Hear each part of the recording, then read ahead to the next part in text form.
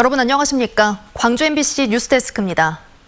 광주의 한 축산물 유통업체에서 코로나19 신규 확진자가 무더기로 쏟아졌습니다. 최초 환자는 근육통 등의 증상이 나타난 뒤 일주일가량 일상생활을 해 감염 확산이 커졌습니다. 보도에 송정근 기자입니다. 광주의 한 축산물 유통업체입니다. 이곳에서 일하던 종사자가 코로나19 확진 판정을 받았습니다. 이후 방역당국이 밀접 접촉자 43명을 검사해보니 이 가운데서 12명이 코로나19 양성 반응이 나왔습니다. 최초 환자의 가족, 직장 동료, 지인 등이 무더기로 확진 판정을 받았고 최초 환자가 지난 17일 증상 발현 이후 일주일가량 일상생활을 한 것으로 나타나 추가 감염 우려가 높아진 상황입니다. 고열 증상이 아닌 근육통과 기침 증상만 나타나다 보니 코로나19를 의심하지 못한 겁니다. 현장 위험도 평가와 또 CCTV라든지 또 동선에 대해서 GPS 확인해서 동선에 대한 심층 역학 조사가 필요할 것 같습니다. 저희들이 이 부분은 좀 빠른 시일 내에 축산물 유통 전 과정들을 전남에선 20대 여성 소방공무원 A씨가 2달 전 코로나19 백신 접종을 한 뒤 이상 증세가 나타나 병원 치료를 받고 있습니다. 지난 3월 12일 아스트라제네카 백신을 접종한 뒤 사흘 후부터 고열과 두통 등의 증세가 나타났고 증세가 호전되지 않았습니다. 상급병원을 찾아간 A씨는 급성 횡단성 척수염이라는 진단을 받았고 최근 병원에 재입원해 재활치료를 진행하고 있습니다. 질병관리청은 A씨에게 나타난 이상 증상과 백신과의 연관성을 조사하고 있고 A씨는 공무원 연금공단 측에 공상 신청을 할 계획입니다. MBC 뉴스 송정근입니다. 조선소에서 코로나19 확진자가 나오면서 선박 공정이 일시 중단되는 사태까지 빚어졌습니다. 산단 노동자들에 대한 대량 검사가 잇따르며 일손이 부족한 조선업계의 어려움이 가중되고 있습니다. 양현승 기자가 취재했습니다. 다음 달 초 대한조선이 선주사에 인도할 예정이었던 선박입니다. 지난 15일 시운전을 위해 탑승했던 영국 국적의 선주 측 감독관의 확진에 이어 4명의 확진자가 더 발생했습니다. 대한조선 작업자 등 1,400여 명이 지난 22일과 23일 일제히 검사를 받은 뒤 결과 통보 때까지 자가격리되면서 선박 공정이 일시 중단됐습니다. 모두 음성 판정이 나온 뒤에야 작업은 재개됐습니다. 코로나 확진자가 나왔던 선박에 대해서는 방역 조치를 바로 시행을 해서 지금 완벽하게 시설 방역 조치를 끝낸 상태입니다. 조선소 협력업체들이 밀집한 영암군 대불산단도 어수선합니다. 경산 이슬람 사원 예배로 불거진 감염 확산세 속에 조선업체에서 일하던 미등록 외국인 노동자가 확진 판정을 받았기 때문입니다. 외국인 노동자가 밀집해 있는 대불산단에서는 연일 수천 명에 대한 검사가 이루어지면서 이들이 투입되는 작업 일정상 차질이 불가피합니다. 특히 미등록 외국인들은 주로 집단 생활을 하는 데다 신분상의 문제로 검사에도 비협조적이어서 추가 확산의 우려가 큽니다. 감염 속도가 굉장히 빠르고요. 특히 이제 미등록 외국인 같은 경우에는 신분을 다 밝히지 않기 때문에 이분들을 찾아내기 굉장히 어렵습니다. 전남의 코로나19 누적 확진자는 1,400명을 돌파했습니다. 5월 한 달 평소보다 많은 휴일에 이동이 잦았던 점을 감안할 때 당분간 확진자 발생은 계속될 것으로 방역당국은 보고 있습니다. 한편 전남의 사회적 거리두기는 여수, 순천, 광양 등 동부권만 방역 조치가 강화됐고 나머지 지역은 사적 모임 6명, 유흥시설은 4명까지로 제한된 현재의 수준이 3주 연장됐습니다. MBC 뉴스 양혜승입니다. 오늘로 예정됐던 전두환의 사자 명예훼손 항소심 재판이 또 열리지 못했습니다. 피고인 측에 미리 보냈어야 할 소환장을 법원이 실수로 누락했기 때문인데요. 역사적으로 중요한 쟁점을 다루는 재판에서 법원이 황당한 실수를 했다는 비판을 면하기 어려워 보입니다. 이다현 기자의 보도입니다. 5.18 사자 명예훼손 혐의로 1심에서 유죄를 선고받은 전두환에 대한 항소심 첫 재판이 또다시 미뤄졌습니다. 이번엔 법원의 어처구니 없는 실수 때문입니다. 피고인에게 재판 기일을 통지하고 출석을 요구하는 소환장을 법원이 보내지 않은 겁니다. 광주지방법원 제1형사부는 업무상 누락으로 인해 소환장이 피고인 측에 송달되지 않았다며 형사소송법상 재판 진행이 불가능하다고 밝혔습니다. 그러면서 다음 기일에는 적법하게 소환장을 고지해 재판을 진행하겠다고 덧붙였습니다. 재판부는 미리 보냈어야 할 소환장이 누락된 사실을 재판 시작 직전에야 파악했습니다. 법원의 허술함에 고 조비오 신부의 유족과 5월 단체는 큰 실망감을 감추지 못했습니다. 재판부가 도대체 이 재판을 어떻게 여기고 있는 것인가. 너무나도 역사적으로 중요한 이런 재판을 어처구니 없게 느껴지고 정말 너무 속상합니다. 지난 10일 항소심 첫 공판기일에 불출석했던 전두환은 예고한 대로 이번에도 모습을 드러내지 않았습니다. 변호인은 다음 기일에도 나오지 않을 것이라며 변호인이 출석하는 한 방어권 제한이 없다고 주장했습니다. 그게 이 사건의 중요한 쟁점이라고 보지는 않습니다. 중요한 쟁점은 80년도의 진실을 밝혀낸 것이라고 생각합니다. 그런데 제가 원심 판결을 받아본 결과 원심 판결에는 그 사실에 대한 여러 가지 모순이 있습니다. 법원의 어처구니 없는 실수로 연기된 재판은 3주 뒤인 다음 달 14일 열릴 예정입니다. MBC 뉴스 이다현입니다.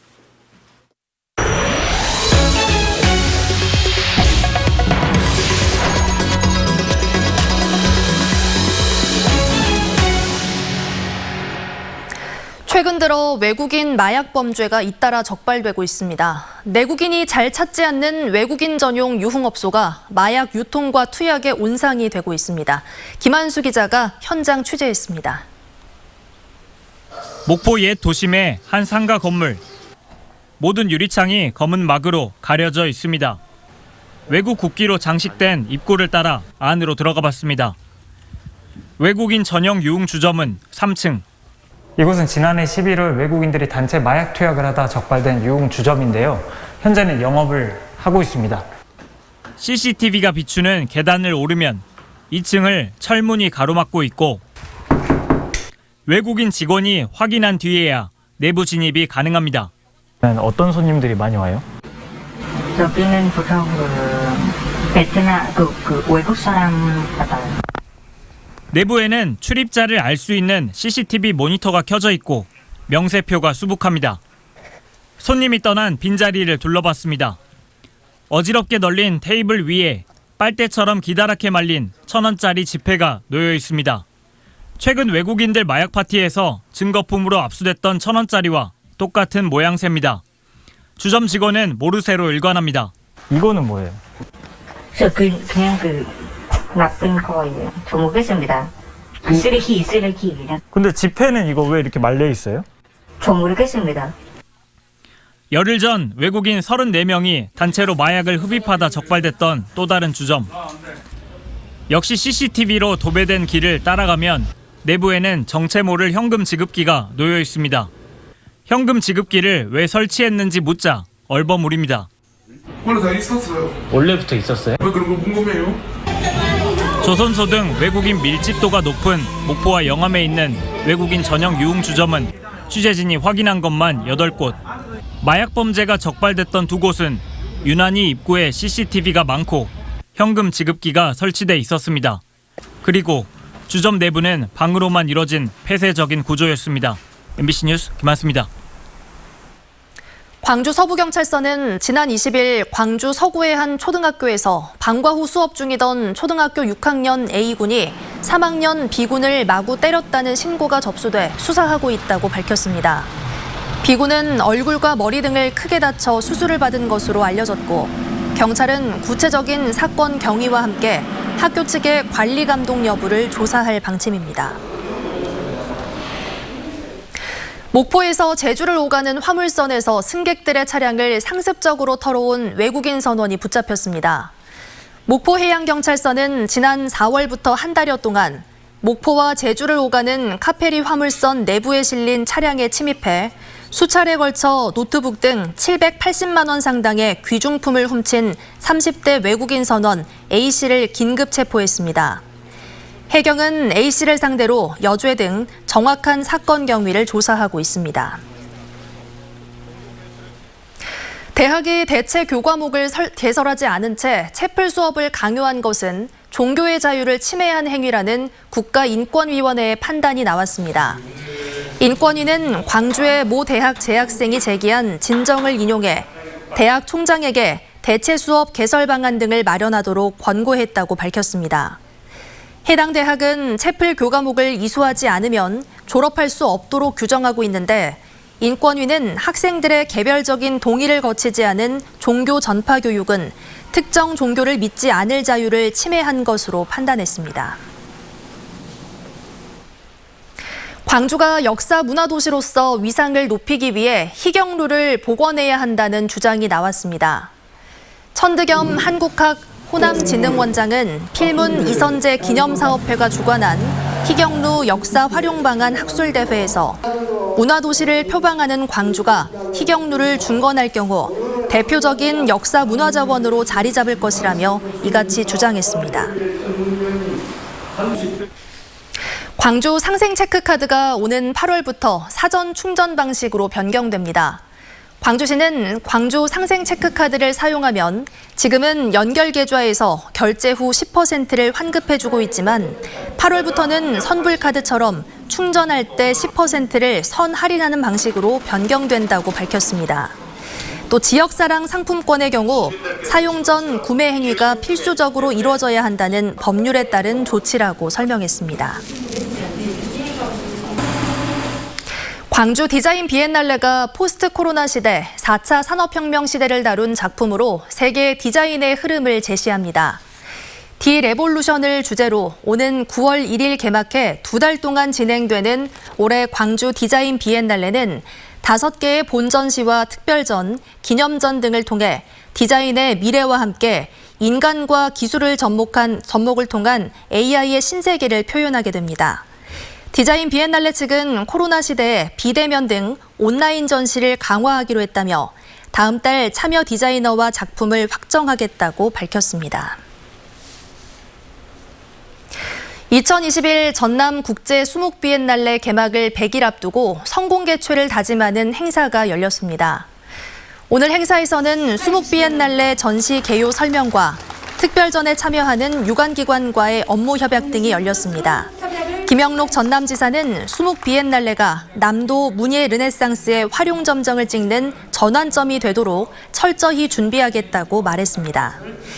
2021 전남 국제 수목 비엔날레는 9월 1일부터 2달 동안 목포와 진도는 물론 전남 전 지역에서 개최됩니다.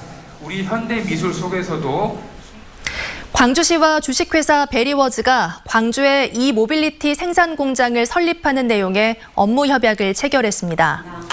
베리워즈는 탄소 중립과 기후변화에 대응하는 컨설팅 기업으로 자체 개발한 전기 오토바이와 충전 설비 등을 생산할 공장을 광주에 설립하기로 했고 광주시는 행정적인 지원을 하기로 했습니다. 전라남도 교육청이 인공지능 시대를 선도할 인재 양성에 나섭니다. 도교육청은 인공지능 사회를 이끄는 미래 인재를 키우기 위해 일반 고등학교 학생 147명을 대상으로 주말과 여름방학 기간을 활용해 빅데이터와 IoT를 중심으로 한 체험형 교육을 하기로 했습니다. 이번 프로젝트에서는 광주 전남대학과 연계해 인공지능의 기초와 빅데이터, 심화 실습 등의 과정을 동부와 서부 등 권역별로 진행하게 됩니다. 학벌 없는 사회를 위한 시민 모임이 광주시 교육청에 공익법인 지도 점검 결과를 공개하라고 촉구했습니다. 시민 모임은 감사원 감사 결과 지난 5년간 12개 공익법인이 교육청에 허가 없이 기본 재산을 전액 처분했는데도 점검 결과 보고서를 공개하지 않고 있다고 밝혔습니다.